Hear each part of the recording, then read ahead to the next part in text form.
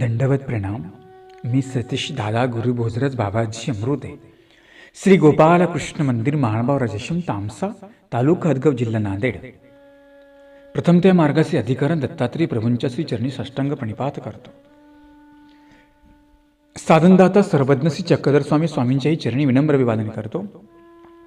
कैवल्यवासी गुरुमाता तपस्विनी भामाताईजी अमृत आहे. संस्थापक श्री गोपाल कृष्ण मंदिर महानुभाव राजेशम तामसा ताईंची अंतःकरणामध्ये दर्शन करतो. विद्यागुरु आदरणीय श्रद्धेय तडगाव निवासी बाबांना दंडवत प्रणाम. आदरणीय श्रद्धेय गुरुवर्य तामसा निवासी श्री गोपाल कृष्ण मंदिर संचालक दादांनाही दंडवत प्रणाम. या ग्रंथाचे लेखक आदरणीय श्रद्धेय चिंतनी जनक बाबांनाही दंडवत प्रणाम. आणि श्री गोविंद गुरुकुल मानवाश्रम भानखेडी या आश्रमाचे संचालक ज्या ठिकाणाहून आपली पोथी प्रसारित होते आहे अशा आदरणीय श्रद्धेय कविश्वर कुलाचार्य कारंजेकर बाबांनाही दंडवत प्रणाम. अमृत प्रवर्तक या ग्रुपमध्ये सहभागी असलेल्या सर्व अच्युत गोत्र्यासी दंडवत प्रणाम. अमृत प्रवर्तक व्हॉट्सअप नंबर आणि कॉलिंग नंबर आहे 94 052 75 075. दंडवत हो. आपण दत्तकवच महाभाष्याची 13वी टीका पाहत असताना आपण शेवटचा संदर्भ बघितला की दत्तात्रेय प्रभूंचा अवतार मार्गशीर्ष महिन्यामध्ये झाला, अत्रि कुळामध्ये झाला आणि आपण त्या अवताराची जयंती ही मोठ्या उत्साहामध्ये साजरी करावी. कारण की परमेश्वर अवताराची जयंती आणि अवतार दिन हा सामर्थ्याचा अवतार दिन असतो. म्हणून तो सर्वांनी उत्साहाने आनंदाने साजरा केला पाहिजे. ज्याप्रमाणे आपण माणसाचे वाढदिवस साजरे करतो त्याचप्रमाणे त्याही पेक्षा अति उत्साह वातावरणामध्ये आनंददायक आनंद निर्माण करून आपण तोही अवतार दिन साजरा करावा. आणि त्या दिवशी आपण परमेश्वराचं गुणगान चिंतन करावं, लीळा चिंतन करावं, परमेश्वराचा आठव करावा. परमेश्वराने सांगितलेले ज्या काही कृती आहेत, जे काही विधी आहेत तेही आम्ही पालन करण्याचा नियम करावा. नवीन संकल्प करावेत. आपण नवीन वर्षाला की काही नवीन संकल्प करतो परंतु ते टिकवत नाही आपण. परंतु मी तसं म्हणेल, जेव्हा काही अवतार दिन असेल किंवा जेव्हा काही मंगळकाळ आपल्या घरी असेल तेव्हा जे काही आपले चांगले संकल्प आपण केले पाहिजे आणि वाईट कृतींचा आपण काय केला पाहिजे, त्याग केला पाहिजे. कारण की ज्या दिवशी अवतार दिन आहे आपण त्या दिवशी जो संकल्प करतो तो टिकतो. म्हणजे का आपण देवाला फसू शकतो का? नाही फसू शकत. म्हणून तुम्हाला जर कुठला संकल्प करायचा असेल, म्हणजे कुणाला काही व्यसन असेल, कुणाला काही जे काही अति ज्याला जी काही सवय असेल त्याने तो नियम करावा. आज मी दत्तात्रेय प्रभूंना स्मरून अवतार दिनानिमित्त मी हा संकल्प करत आहे. आजपासून मी नित्य नियमाने देवपूजा करेल, आजपासून नित्य नियमाने मी मंदिरामध्ये जाईल, आजपासून नित्य नियमाने मी स्मरण करेल. हा संकल्प आपण ज्या दिवशी अवतार दिन असतो त्या दिवशी आपण केला पाहिजे. लोक नाही नवीन वर्षाला की नवे वर्ष नवे विचार नवीन संकल्प काहीच करत नाही. आपण फक्त नवीन वर्षाला की करतो म्हणतो आणि पुन्हा जे करायचं तेच करतो. आपण काळाला फसवतो पण आपण देवाला फसवू शकत नाही. लक्षामध्ये ठेवा.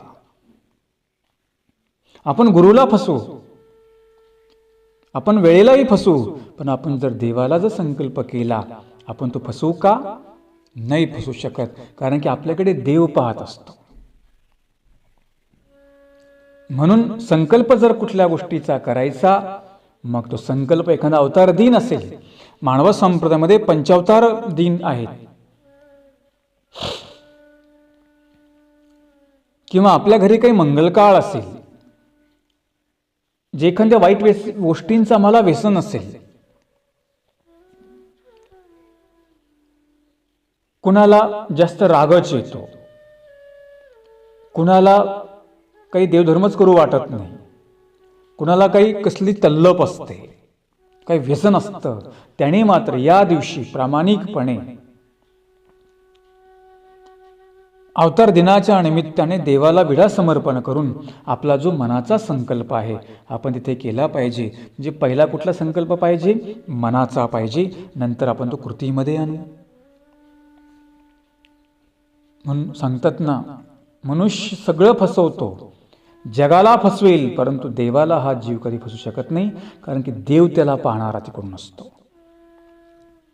पण जीव एवढा स्वार्थी, देवालाही फसवण्याचं मागं पुढं पाहत नाही. पण याला कळत नाही की देव माझ्याकडे पाहतो. अरे तू देवाला कितीही फसव, तुझ्याकडे देव पाहत असतोय, तुला कसं कळत नाही? जीव जीवाला फसवेल, परंतु जीव देवाला फसू शकत नाही. म्हणून या अवतार दिनानिमित्त आम्ही आमच्या जीवनामध्ये बदलाव करण्यासाठी, जीवन परिवर्तन करण्यासाठी आम्ही असे काही अवतार दिन असतील त्या दिनानिमित्त आम्ही संकल्पही करू शकतो आणि तो उत्सव आपण आनंदाने साजराही करू शकतो आणि तो केला पाहिजे. हे आपण बघितलं. आता आपण पुढे बघूया की मार्गशीर्ष महिन्याला शुभ म्हणण्याचं कारण काय आहे.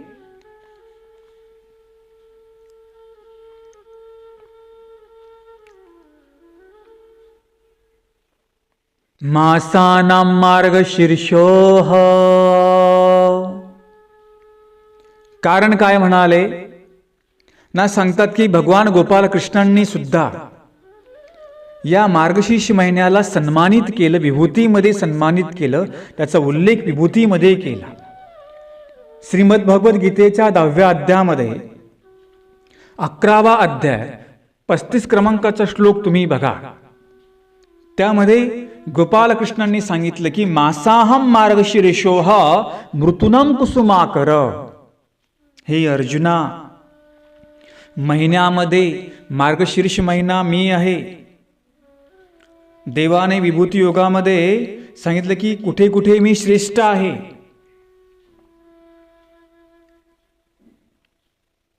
त्याचप्रमाणे महिन्यामध्ये महिना ज्याप्रमाणे ऋतूमध्ये वसंत ऋतू मी आहे, त्याचप्रमाणे मार्गशीर्षामध्ये उत्तम मास सुद्धा मी आहे. मार्गशीर्ष महिना उत्तम म्हटला गेला. देवाने सुद्धा याचं आपल्या मुखातून वर्णन केलेलं आहे.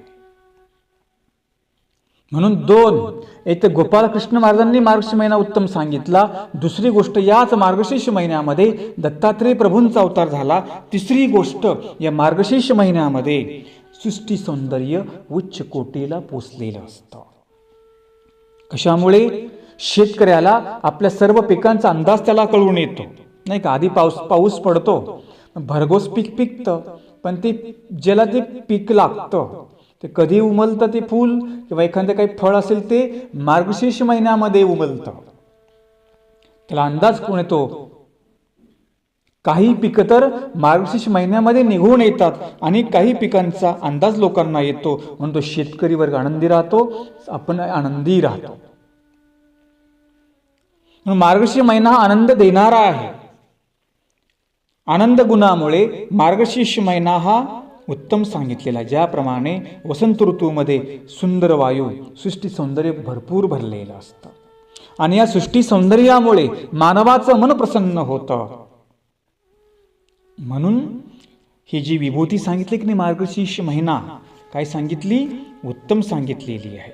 आपण पाहतो की नाही, म्हणजे पावसाळा असतो आणि पावसानंतर मग थंडी पडते आणि मग जे काही पिकं असतात त्याचा काही पिकं निघालेली असतात, काही पिकाचा अंदाज शेतकऱ्याला येतो आणि मग प्रत्येकाच्या चेहऱ्यावर सृष्टी सौंदर्य फुलतं, झाडांना बहर येतो, फुलंही बहरतात, निसर्ग सौंदर्य बदलून जातं. म्हणून मार्गशीर्ष महिना या महिन्यामध्ये प्रसन्न वाटतं, म्हणून तो उत्तम म्हटलेला आहे, तो आनंद देणारा आहे. म्हणून मार्गशीर्ष महिना काय सांगितला? उत्तम सांगितला. देवन सुद्धा सांगितलं जे उत्तम आहे ते मी आहे. विभूती योग सांगत असताना मासाहा मार्गशीर्षोः, मार्गशीर्ष महिन्यामध्ये मार्गशीर्ष महिना उत्तम तो मी आहे. म्हणून मार्गशीर्ष महिना उत्तम सांगितला. आणि जगद्गुरु परब्रह्म परमेश्वर अवतार दत्तात्रेय महाराज, सर्व जीवांचं दुःख दूर करणारे परब्रह्म परमेश्वर अवतार दत्तात्रेय प्रभू सुद्धा याच महिन्यामध्ये अवतीर्ण झाले. म्हणून तो मार्गशीर्ष महिना म्हटला. एका कवीने मार्गशीर्ष महिना फार सुंदर का आहे, पवित्र का आहे, हा त्यांनी या आरतीमध्ये उल्लेख केला. आपण ती बघूया. मार्गशीर्ष तो उत्तम महिना, मार्गशीर्ष तो उत्तम महिना, दत्त जयंती आज, दत्त जयंती आज, जय जय आत्मतीर्थ महाराज, दत्त बड़े सिरताज, जय जय आत्मतीर्थ महाराज. मार्ग मिळाला अपार तेथे, मार्ग मिळाला अपार तेथे, दत्त बडे सिरताज, दत्त बडे सिरताज, जय जय आत्मतीर्थ महाराज, दत्त जयंती आज, जय जय आत्मतीर्थ महाराज. मार्गशीर्ष तो उत्तम महिना, मार्गशीर्ष तो उत्तम महिना, दत्त जयंती आज, दत्त जयंती आज, जय जय आत्मतीर्थ महाराज, दत्त बडे सिरताज, जय जय आत्मतीर्थ महाराज, दत्त बडे सिरताज, जय जय आत्मतीर्थ महाराज. अशा प्रकारे कवीने या आरतीमध्ये सुद्धा या महिन्याला कवीने मार्गशीर्ष महिन्याला उत्तम महिना म्हणून सर्वोच्च स्थानी पोहोचवलेला आहे. दत्त जन्माने तर आणखीन या महिन्यामध्ये पावित्र्यात, या महिन्याच्या पावित्र्यामध्ये तर पुन्हा भर पडलेली आहे. म्हणून आपण मार्गशीर्ष महिन्यामध्ये हा श्रेष्ठ महिना उत्तम पाळतो. या महिन्यात अनेक संकल्प आपण करतो. याच महिन्यामध्ये परमार्गामध्ये भजन पूजनाच्या क्रिया, स्थानाजवळ भजन पूजनाची क्रिया, अन्नदान असेल, वस्त्रदान असेल, द्रव्यदान असेल, धातुदान असेल, अनेक भागामध्ये पारायण करण्याची पद्धत आहे. खानदेशमध्ये, पश्चिम महाराष्ट्रामध्ये, विदर्भामध्ये तर फार मोठे उपहार, 75 उपहार या मार्गशीर्ष महिन्यामध्ये करतात. पूर्ण बिजी लोक असतात, साधू लोक बिजी आणि ग्रस्त पण लोक बिजी असतात की नाही. याच महिन्यामध्ये एवढे मोठे प्रोग्राम तयार होतात, 75 मोठमोठे उपहार होतात, मोठमोठे उत्सव समारंभ होतात, हजारो लोकांच्या उपस्थितीमध्ये मोठमोठे कार्यक्रम विदर्भामध्ये होतात. हे सुद्धा मला वाटतं विदर्भाचं एक वैशिष्ट्य मला असं म्हणावं लागेल. आमच्या मराठवाड्यात पण होतात, परंतु जास्त हा जो प्रकार आहे विदर्भामध्ये, खानदेशमध्ये, पश्चिम महाराष्ट्रामध्ये हा प्रकार दिसून येतो. नव्हे तर संपूर्ण महाराष्ट्रामध्ये या मार्गशीर्ष महिन्यामध्ये अनेक कार्यक्रमांची रेलचेल असते. अनेक मंगलपूजा अवसर, मंगल काळ, निरूपण काळ, धर्मवार्ता चालते, पोथी निरूपण चालते, अन्नदानादी क्रिया चालतात. म्हणून हा मार्गशीर्ष महिना उत्तम सांगितलेला आहे. अनेक संकल्प आपण करतो या मार्गशीर्ष महिन्यामध्ये. आणि हा मार्गशीर्ष महिना जो आहे तो ग्रस्तनुयांनी पूर्ण ब्रह्मचारीव्रत धारण करून पालन केला पाहिजे. जेव्हा जेव्हा मार्गशीर्ष महिना येईल, श्रावण मास एक आणि मार्गशीर्ष मास एक, हे जे 2 महिने आहेत, ग्रस्तनुयायी जो वर्ग आहे त्यांनी ब्रह्मचारित्व निर्माण करून तो पालन केला पाहिजे. म्हणजे 1 महिना त्या ग्रस्तांनी काय केलं पाहिजे, ब्रह्मचारी राहिलं पाहिजे. श्रावण मास म्हणजे गोपालकृष्ण महाराजांचा अवतार श्रावण मासामध्ये झाला, बरोबर. आणि मार्गशीर्ष महिन्यामध्ये दत्तात्रेय प्रभूंचा अवतार झाला. आणि दोन्हीही महिने म्हणजे दोन्ही अवतार जगदमान्य अवतार आहेत. गोपालकृष्णांना सगळेच मानतात, दत्तात्रेय प्रभूंना सगळेच मानतात. मानव संप्रदाय बी मानतो आणि अन्य जगही त्यांना मानतात. आणि मग त्या महिन्यामध्ये अन्य लोक सुद्धा अनेक नियमांचं पालन करतात की नाही, अनेक व्रत करतात, नियम करतात. तसं आपला जो अनुयायी तो 12 महिने नियमाचं पालन करतो म्हणा. परंतु ह्या ज्या गोष्टी आहेत म्हणजे करतात काही काही लोक, तुम्हाला असं मी सांगतो, काही लोक मार्गशीर्ष महिन्यामध्ये ग्रस्त अनुयायी जो वर्ग आहे, श्रावण मासामध्ये आणि मार्गशीर्ष महिन्यामध्ये ब्रह्मचर्य व्रत निर्माण करतात.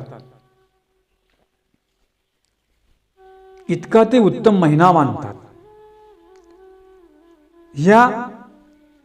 असा हा महिना एवढा पवित्र मानला जातो. मग तो साधक जरी असेल किंवा अनुयायी जरी असेल, काही लोकांना वाटतं की बाबा उपदेश तर घ्यायचा ना, आम्ही पहिलं हे करत होतो, मग त्याचं काय करावं, काय होईल का? काही होत नाही. हे प्रमाण तुम्हाला मी देतो. इथे देवता सज्ञान आहे, ते काही अज्ञान नाहीये. तिला जाणीव आहे, लक्षामध्ये ठेवा.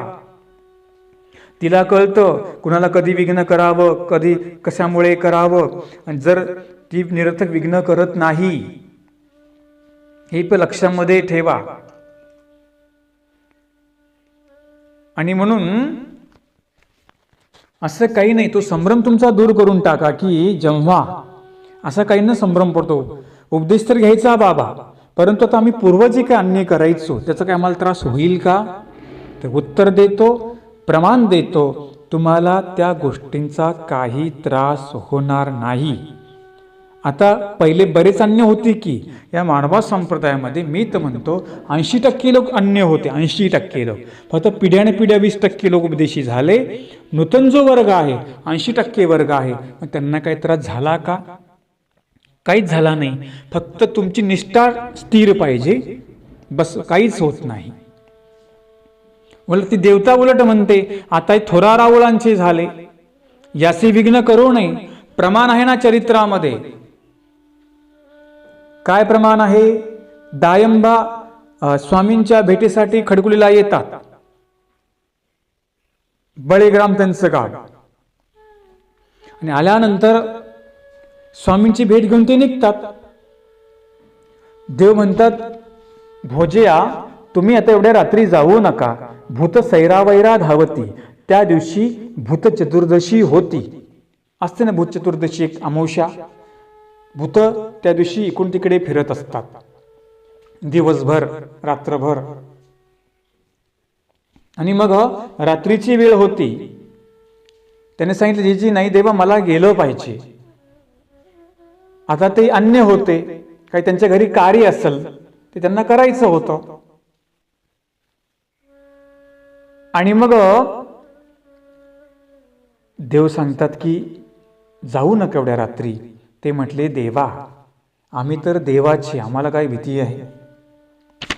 आणि मग तरी पण स्वामी सांगतात ठीक आहे. स्वामी त्यांना आपल्या गळ्यातली माळ त्यांना देतात, ही माळ तुमच्या सोबत ठेवा, तुम्हाला काही विघ्न, कोणी देवता विघ्न करणार नाही. आणि मग ते जातात. एका ठिकाणी गेल्यानंतर एक विहीर असते, एका गावामध्ये जातात. मग ते काऊलगाव काहीतरी काय गावाचं नाव असतं, तिथे जातात. गेल्यानंतर शिळीची निवेशी देवता दायंबाच्या पाठी मागे येते, शिळीच्या वेशामध्ये. आणि मग टपटप त्या टापांचा आवाज येतो. दायंबा पाठीमागे फिरून पाहतात, ती गायब होते. पुन्हा आवाज येतो, पुन्हा फिरून पाहतात, पुन्हा गायब होते. त्यांना वाटतं की काहीतरी विघ्न माझ्या पाठीमागं आहे. पण काय म्हणतात, आम्ही तर रावळांची, आम्हाला काय भीती आहे. देवाची माळ त्यांच्या गळ्यामध्ये असते. आणि मग दुसरी म्हणते, चलगाई विघ्न करू. ते नागा आई थोरा रावळाची, आपण विघ्न करू शकत नाही त्यांना. ती देवता देवतेला सांगते, देवाचे आहेत ते, आपण त्यांना विघ्न करता येत नाही, विघ्न करू नये. त्या दोघींचा संवाद चालतो. आणि मग दुसऱ्या दिवशी दायंबा स्वामींच्या पुन्हा भेटीसाठी म्हटले, देवा अशा ठिकाणी मी गेलो, काय होतं नेमकं ते? देव सांगतात, ती स्थानीची देवता गा, तुम्ही ती विघ्न करू आली होती. ती त्या स्थानीची देवता होती, तुम्हाला ती विघ्न करण्यासाठी आली होती, पण तुम्ही आमचे होता म्हणून वाचला. नाहीतर तुम्हाला विघ्नच केलं असतं, तुम्हाला त्यांनी गिळंकृत करून टाकलं असतं. होते, आमचे होते म्हणून वाचले, हे देवानी त्यांना तिथे सांगितलं. देव मुद्दा तुम्हाला मला सांगायचं की असं करू नका की आता तुम्ही म्हणाल आमच्या मुखात देवाचं नाम आहे. तेव्हा सन्निधान होतं देवाचं प्रत्यक्ष. स्वामींची त्यांना आज्ञा होती जा म्हणून. आता तसा प्रकार नाही. आता जर का तुम्ही जरी म्हटले कधी अपरात्री काही निघाले, आम्ही देवाचे ना, आम्ही देवाचे ना, आम्हाला काही होत नाही, असा डोक्यातला गैरसमज काढून टाका. जर का तुम्ही त्या देवता काळामध्ये जर गेले, तुम्ही देवाचे राहा तर कुणाचे राहा, देव तर तुम्हाला मात्र विघ्न करणारच, हे लक्षामध्ये ठेवा. नाही तर मग ईश्वर तरी क्रमेची, देवसुद्धा नियमाने चालतो, अनेकांना नियमाने तो चालवतो. मग तुम्ही म्हणसाल की आम्ही तर देवाचे, आम्हाला कसं काय देवतेने विघ्न केलं.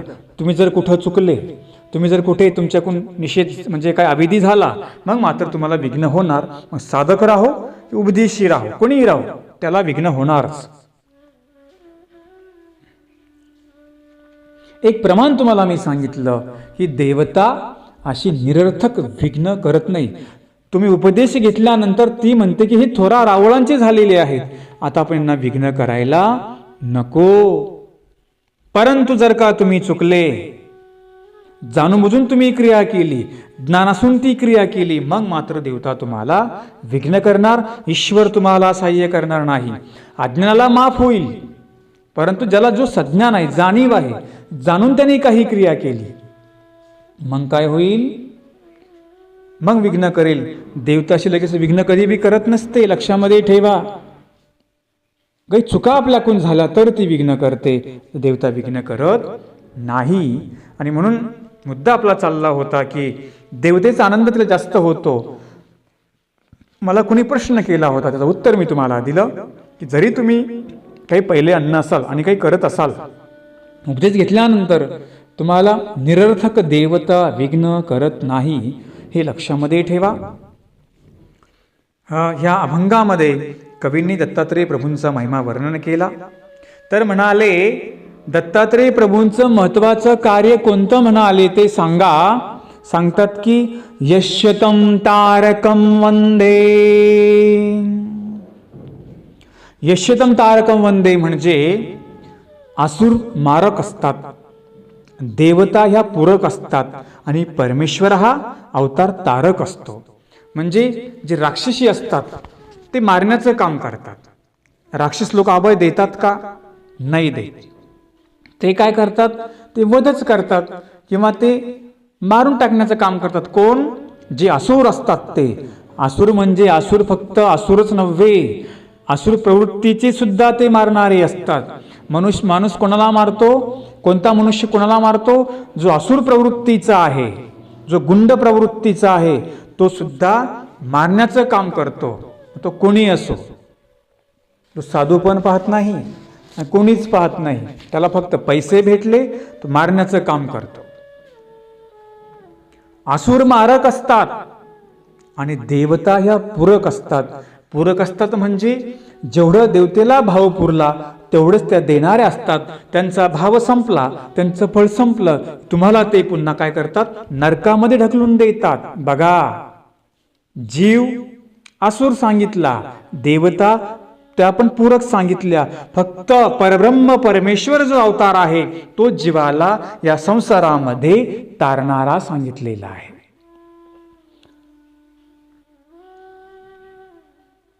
जीव पूरक असतात म्हणजे आपण समाजामध्ये पाहतो काही जे तंत्रमंत्र करणारे असतात ते सांगतात, आम्ही तुमचं धन काढून देतो, आमका बळी आम्हाला पाहिजे, तुमचा मुलगा बळी आम्हाला पाहिजे, किंवा तुमची मुलगी आम्हाला बळी पाहिजे, कोणतरी बळी आम्हाला द्या, आम्ही तुमचं धन काढून देतो. लोक धनासाठी मुलांना काय करतात, ते त्या लोकांच्या हवाली करून मग त्याला ते मारून तशा प्रकारचे प्रयोग करतात.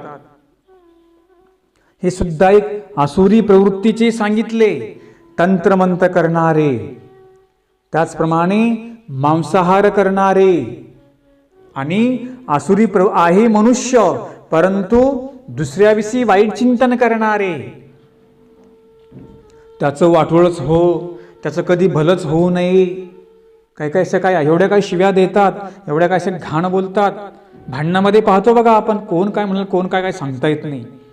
तो सुद्धा काय सांगितला, आसुरच सांगितलेला आहे. फक्त असं समजू नका की गोपालकृष्णांच्या काळामध्ये राक्षस लोक होती, तेच असुर होती. या कलियुगातला माणूस सुद्धा भयानक असुर प्रवृत्तीचा आहे. समजू नका फक्त दशराला की रावणाचा आम्ही फक्त त्याचा पुतळा जाळतो आणि घरीच निघून जातो वर तोंड करून, विचार करा, आमच्यामध्ये किती असुरी प्रवृत्तीने जन्म घेतला, आम्ही किती लोकांशी किती प्रामाणिक वागतो, आम्ही किती चांगले वागतो, हे सुद्धा आपण स्वतः विचार करा. आम्ही मनुष्य देहाचे काही नियम आहेत त्याप्रमाणे आम्ही चालतो का? मनुष्य देहामध्ये आल्यानंतर आम्ही काही चांगलं कर्म करतो का? जो वाईट कर्म करतो तो सुद्धा असुर म्हटलेला आहे. गीतेने स्पष्ट सांगितलं, जो नॉनव्हेज करतो, जो मद्यप्राशन करतो, तो जीव, तो मनुष्य राक्षसी वृत्तीचा, तो मनुष्यच नाहीये. तो काय सांगितला? राक्षस सांगितला. आज प्रत्येक घरामध्ये, प्रत्येक समाजामध्ये ही राक्षसी लोकांची वृत्ती जन्म घेतलेला आहे. घरामध्ये जो व्यसनी, तो राक्षसी सांगितला. जो मद्यप्राशन करून येतो, स्वतःच्या पत्नीला मारतो, मुलांना बायकोला मारतो, मुलीला मारतो, तो सुद्धा असुरी वृत्तीचा सांगितलेला आहे. प्रपंचामध्ये एवढी भीषण परिस्थिती आहे. अरे ज्या पित्याकडे आसरा म्हणून बघावं तोच पिता मारतो आहे. किती भीषण परिस्थिती समाजामध्ये आहे. ज्या पत्नीला स्वतःच्या पतीचा आधार वाटतो तोच पती तिला जाळून टाकतो, अत्याचार करतो. किती भीषण परिस्थिती, तो सुद्धा राक्षस सांगितला. एखाद्यावर प्रेम करतो, प्रेमात त्याला फसवतो, प्रेमभंग करतो, तो सुद्धा काय सांगितला? असुरी प्रवृत्तीचा सांगितला. त्याने बदलला त्याचा विचार, तो सुद्धा असुर आहे. लक्षामध्ये ठेवा, तुम्हाला मनुष्य व्हायचं की राक्षस व्हायचं हे लक्षामध्ये ठेवा. म्हणून फक्त काही चांगले कपडे घातले, गाडीमध्ये फिरला, गळ्यामध्ये हातामध्ये अंगठ्या घातल्या, गळ्यामध्ये लॉकेट टाकलं, परफ्यूम मारला, झाला का चांगला? तो फक्त तो चांगला झाला, त्याची कृती वाईट आहे की नाही? कृती वाईट, तो सुद्धा राक्षसी वृत्तीचा सांगितला. आणि म्हणून गरीब की श्रीमंत, गरीब का असेल ना, पण तुझं संस्कारशील असेल तो एक संस्कारी सांगितलेला आहे. आणि एखादा किती संपत्तीने भरपूर असेल परंतु तो वाईट कर्माकडे करतो, आचरण करतो आहे, वाईट मार्गाला जातो आहे, तो सुद्धा असुर म्हटलेला आहे. म्हणून जीव जीवाचं काय रक्षण करणार? जीव जीवाचं काय भलं करणार? काही लोक नाही का, काही लोकांनी आता संतांना देव करून टाकला. तो काय तुम्हाला देणार आहे? त्याच्याकडेच काही नाही, तोच पहिला रिकामा, तो तुम्हाला काय देणार आहे? अरे सांगितलं जीव पंगू आंधळा असमर्थ सांगितला, तरी पण स्वतःला आज काही महाराज लोक स्वतःला देव म्हणवतात, स्वतःला सांगता आम्हीच देव आहे. आणि ही सगळी ही समाजाची काय चाललेली आहे? फसवणूक चाललेली आहे. आणि समाज सुद्धा आंधळा झाला. हे समाज पण आपला मेंढरासारखा आहे, एक त्याच्या पाठी गेला का सगळे त्याच्या पाठीमागे चालले. महानुभाव संप्रदायातला संत स्वतःला कधी देव नाही म्हणत, फक्त तो संत असतो, तो फक्त देवाचा मार्ग दाखवतो. स्वतः कधी देव समजतो का तो? तुम्ही कधी पाहिलंय का महानुभाव संप्रदायामध्ये कोण्या बाबांनी स्वतःला देव म्हटलेलं नाही? तो सांगतो मी गुरु आहे, मी फक्त तुम्हाला देवाचा मार्ग दाखवू शकतो. इतर संप्रदायामध्ये त्या गुरु लोकांनाच त्या लोकांनी देव केलं, आणि जेव्हा या समाजाने संतांना देव केलं तेव्हा सगळं बिघडलेलं आहे.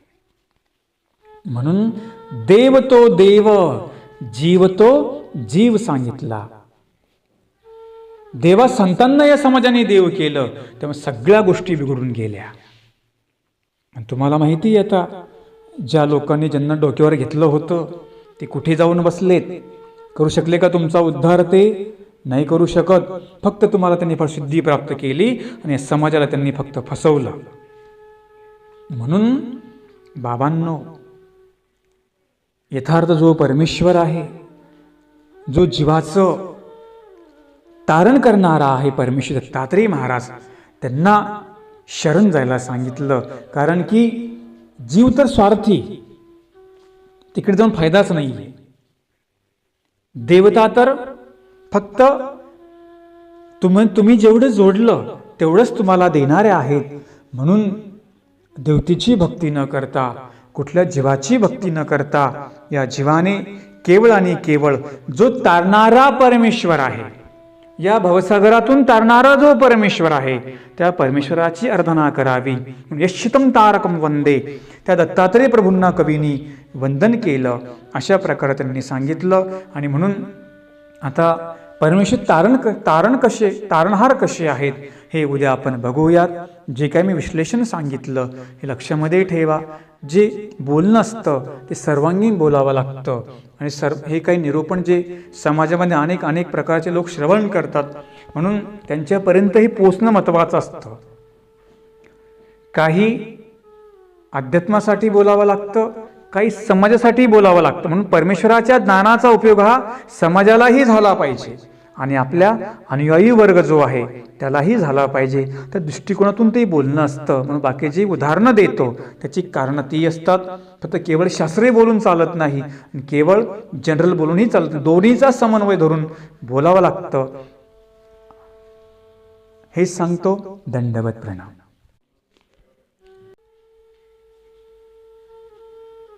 आणि ब्रह्मचर्य व्रत प्रपंचामध्ये करणं चांगलं आहे. तो 1 महिना म्हणजे स्वतःला आपण किती संयमित करू शकतो ही सुद्धा आपल्याला आपली परीक्षा पाहता येते. तर काही लोक तर असून नसल्यासारखी प्रपंचामध्ये राहतात, त्यांना सुद्धा योगी म्हटलेलं आहे.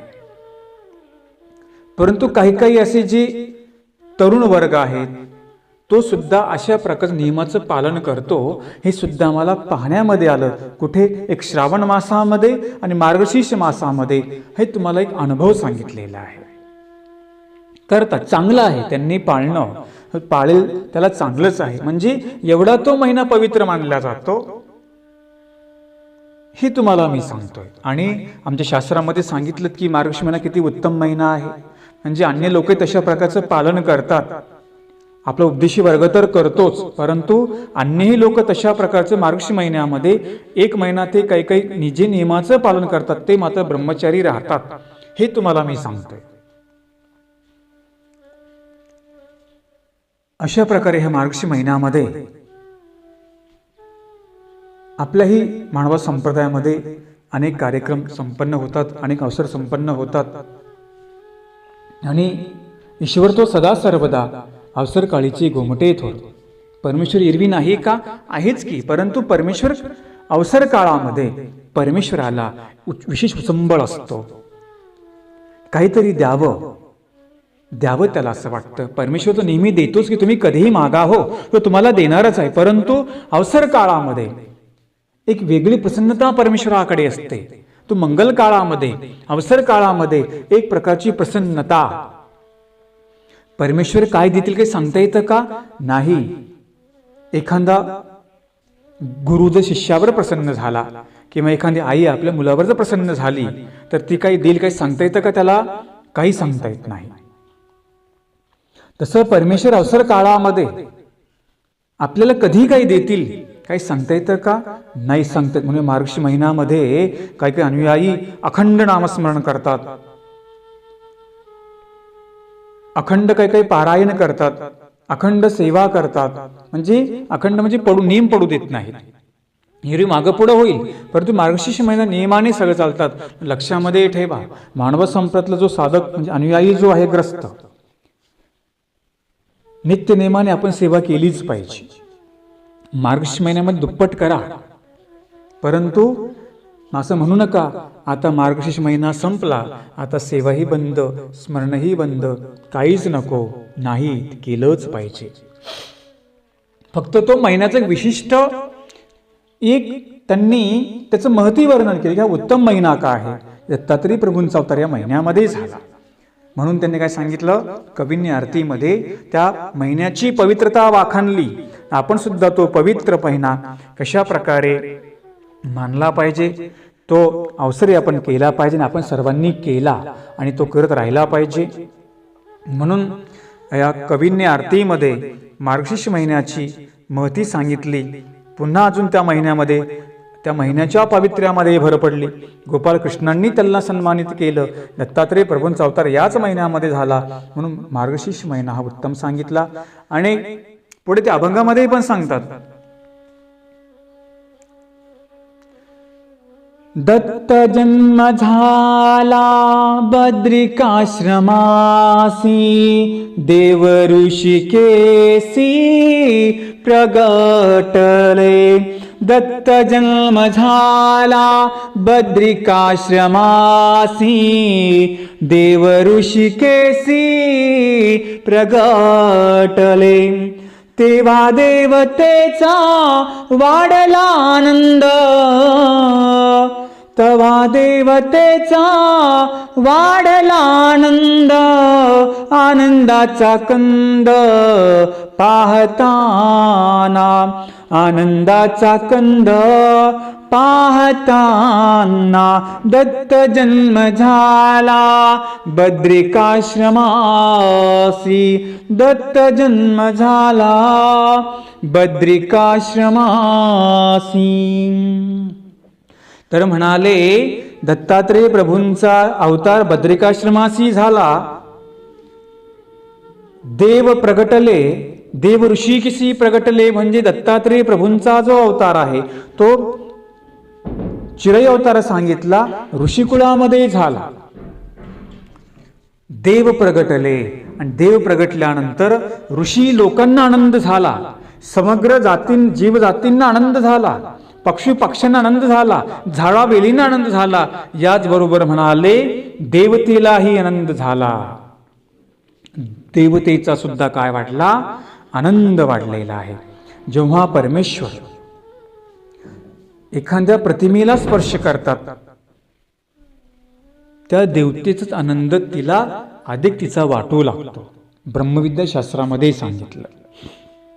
किंवा आमच्या स्वामींच्या ठिकाणी देवता दर्शनासाठी आल्या, किंवा गोपाल कृष्णांना ब्रह्म पाहण्यासाठी आला गोकुळामध्ये, तेव्हा त्याचा आनंद त्याला अधिक झाला. म्हणजे गोपाल कृष्णांना बघून देवतेंना सुद्धा आनंद होतो. आपण ती लीला बघितली कोणती? लक्ष्मी माथा तोकला. शिष्याने जेव्हा गोपाल कृष्णांना पाहिलं तेव्हा शिष्याने माथा तुकवला. लक्ष्मी म्हणते तुम्ही नमस्कार कुणाला केला? त्याने सांगितलं अगं माझ्या नखाची बरोबरी करू शकत नाही, एवढं दिसायला सुंदर गोपालकृष्ण महाराज या गोकुळामध्ये आहेत. पत्नीने म्हटलं मला पण त्यांना बघायचं. तुमच्यापेक्षा सुंदर कोण? मला पण बघायचं. बायांना असते ही अपेक्षा. आपल्यापेक्षा सुंदर कोण त्यांना पाहण्याची एक सवय असते. आणि मग पत्नीने हट्ट धरला कोणाकडे? आपला पती म्हणजे शिष्य याकडे, लक्ष्मीने. आणि मग आपण ती कथा बघितली. ते मग त्या शिष्याला देवतेला त्या ब्राह्मणाची मुलं तो घेऊन जाऊ लागल्यावर तो ब्राह्मणाला म्हणे काय हे ह्या पांडवांचं राज्य म्हणे, ह्या पांडवांच्या राज्यामध्ये म्हणाले अजिबात हा राजा अन्यायी म्हणे, माझा एक सुद्धा मुलगा जन्मला की लगेच गायब होतो, घेऊन चाललं म्हणे कोणीतरी. आणि मग अर्जुन म्हणतो मी गांडीव धनुष्यधारी, तुझा मुलगा जाणारच नाही आता. आणि मग त्या ब्राह्मणाच्या पत्नीच्या भोवती काय करतो? तो बाण तयार, म्हणजे तो संरक्षण तयार करतो. पण त्या दिवशी तर मुलाचं तोंड पण बघायला भेटत नाही, आधीच गायब होतो. आणि मग गोपाल कृष्ण महाराजांना हे सगळं कळतं. देव सर्वज्ञ आहेत. देव म्हटले चला आपण घेऊन येऊ. नाही, त्या अगोदर अर्जुन म्हणतो की मी आता तुझा जर मुलगा मी वाचवला नाही तर मी अग्निकाष्ट करेल. त्या दिवशी मुलगा आधीच गायब होऊन जातो. अर्जुन निघाला अग्नीमध्ये उडी मारण्यासाठी. देव म्हणाले अर्जुन कुठेही चाललास तू? म्हटले देवा असं आणि असं झालं, मी प्रतिज्ञा पुरी करू शकलो नाही. देव म्हटले साक्षी कोण होतं? म्हणे कुणी नव्हतं. म्हटले चल माझ्यासोबत. आणि मग देव गोपालकृष्ण महाराज ज्या ठिकाणी क्षीराब्दीचा शिष्याई देवता म्हणजे सत्य कैलास वैकुंठच्या पलीकडे स्थान आहे शिष्य देवतेच, तो दुधाचा समुद्र त्या ठिकाणी आहे. क्षीराब्दी आपलं स्वारी दुधाचा नव्हे, तिथलं पूर्ण म्हणतात की समुद्रामध्ये पूर्ण पांढरं दिसतं दुधासारखं, त्याला क्षीराब्दी असं म्हटलेलं आहे. तिथे गोपालकृष्ण महाराज गेले. लगेच शिष्य देवाला समोर गेला. देवतेला आनंद वाटला आणि देव माझ्या दारी आले हा देवतेला आनंद वाटला.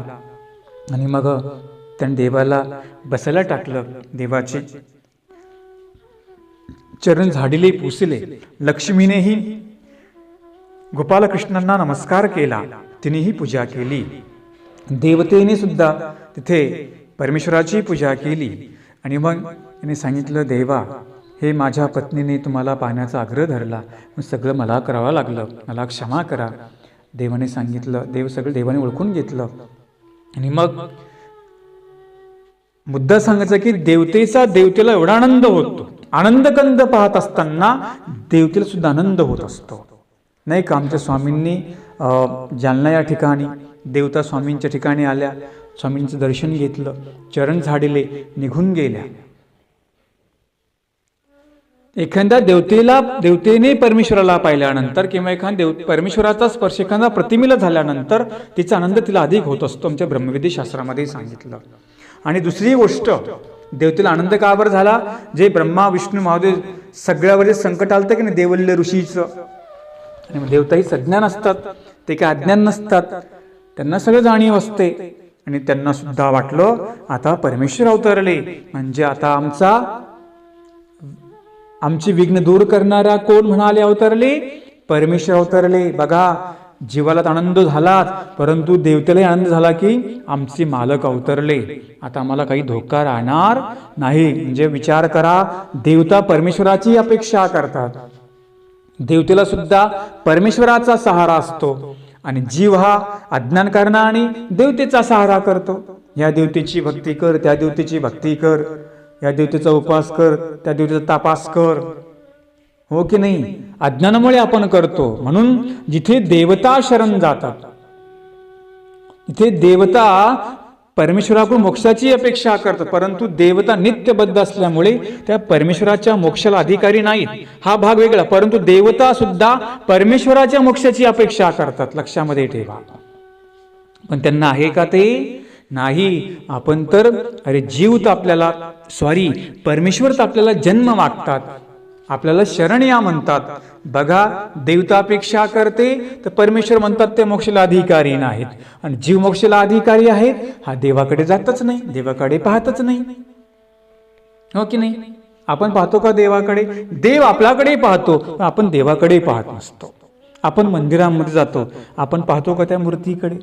अस्तकालक्ष स्थानवंदन करण्यामध्ये, अस्तकालक्ष स्मरणा करण्यामध्ये, घरी जरी देवपूजा करतो, लक्ष देवपूजा करण्यामध्ये आपलं देवपूजा करताना काहीतरी बडबड करेल, अन्य वार्ता करेल, देवपूजा करेल, इकडे बडबड करतो, स्थानवंदन करेल, इकडे बडबड करतो, अन्य वार्ता आपली चालूच असते. अस्तकालक्ष आपण जरी मंदिरात गेलो, आपलं लक्ष असतं का देवाकडं? नसतं, अजिबात नसतं. जरी देवाला निघाले, स्थानाला निघाले, लक्ष कुठे राहतं? सगळं घरी लक्ष राहतं आपलं. म्हणून जसं देवाचं लक्ष आपल्याकडे, आपलं लक्षही देवाकडे पाहिजे. जे मुद्दा तुम्हाला सांगितलं की देवता सुद्धा परमेश्वराची आनंदाची अपेक्षा करतात, परंतु नित्यबद्ध असल्यामुळे ते मोक्षाला अधिकारी आहेत का? नाहीत. पण त्यांना जेवढं काही देवाचं दर्शन झालं, आणि ते सुद्धा परमेश्वर जेव्हा देवतेला दाखवतील तेव्हाच परमेश्वर त्यांनाही दिसतो, असा दिसत नाही बरं का, लक्षामध्ये ठेवा. जेव्हा परमेश्वराने इच्छा केली की आता यांना मला दिसायचं, तेव्हा परमेश्वर त्यांना दिसतात, तसं दिसत नाही. म्हणजे आणि मग त्या देवतेलाही माहिती आहे की यांनी आपल्याला दाखवून आपण ते आपल्याला दिसले, हाच तिला फार मोठा आनंद होतो. कोणाला? देवतेला. तिच्याही आनंदामध्ये भर पडते. हे सांगितलं, जीवाच्या आनंदामध्ये भर पडतेच, परंतु देवतेच्याही आनंदामध्ये काय झाली म्हणाले? दत्तात्रेय प्रभूंचा अवतार झाल्यानंतर त्यांच्याही आनंदामध्ये भर पडली. तो प्रसंग देवल्य ऋषीचा आपण बघितला, जेव्हा ते सगळं ब्रह्मा विष्णू महादेव इंद्र चंद्र सूर्य नाही का, अंतराळ अष्टदेव योनी कर्मभूमीची देवता हे सगळे कुठे गेले? दत्तात्रेय प्रभूंना शरण गेले आणि सांगितलं, दत्तात्रेय महाराजा, आमच्यावर जे विघ्न आलं, आता या विघ्नातून आपणच आता आम्हाला तारू शकता, आमचं हे विघ्न दूर करू शकता. त्या देवल्याचं सामर्थ्य वाढत चाललेलं आहे, आपणच दूर करू शकता. देवतेने दत्तात्रेय प्रभूंना विनंती केली. दत्तात्रेय प्रभूंनी त्यांच्या विनंतीला मान देऊन देवल ऋषीचा गर्भहरण केला. आपण लीला बघितली. मुद्दा मला तुम्हाला सांगायचा, देवता परमेश्वराला शरण जातात, या जीवाने जाऊ नये का परमेश्वराला शरण गेलं पाहिजे. पण आपण म्हणतो आम्ही पहिलं अन्य होतो, मग पहिली जी देवता आहे ती काही आम्हाला त्रास करेल का, असा मला प्रश्न विचारला होता. एक गोष्ट लक्षामध्ये ठेवा, तुम्ही जर परमेश्वर भक्ती करत असाल, कुठलीच देवता तुम्हाला विघ्न करत नाही. तुम्ही पहिले कुठल्याही देवतेची तुम्ही पूजा करत असाल, पण तुम्ही जेव्हा मानव पंथाचा उपदेश घेतल्यानंतर आणि मानव पंथाचा विधी आचरण केल्यानंतर तुम्हाला देवता विघ्न निरर्थक करत नाही, हे लक्षामध्ये ठेवा.